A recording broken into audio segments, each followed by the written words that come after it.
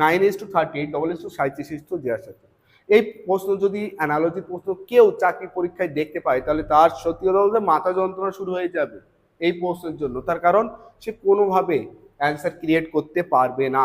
সে প্রথমে আগে ভাববে 9 থেকে 38, 4 নং 36 প্লাস 2, তাহলে 37 এর সাথে যদি 4 গুণ করে তো অনেক বড় হবে, কিন্তু এখানে তো নেই অত বড়। ঠিক আছে, সেকেন্ড ও ভাবছে কি 9 এর স্কোয়ার কত হয় 81, 81 করলেও 38 হচ্ছে না, 81 থেকে উল্টো হলো 73 এর স্কোয়ার। তারপরে 37 37 তো ফরম্যাট নেই, তারপরে স্কোয়ার ফরম্যাটও নেই। তাহলে 9 থেকে যে 38 কিভাবে, আর 37 থেকে, তখনই ভাবতে হবে এটা রিজনিং করছো, লজিক অ্যাপ্লাই করতে হবে। এটা নয়, একে ছেড়ে দাও।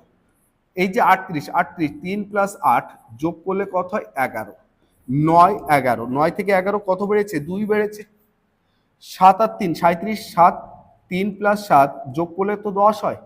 9 থেকে 11 2 হলে 10 থেকে কত হবে, 2 এর গ্যাপ 12 হবে, আর 12 যদি হয় 6 আর 5 11, 7 5 12, রাইট অ্যান্সার বি অ্যান্সার হয়ে যাবে।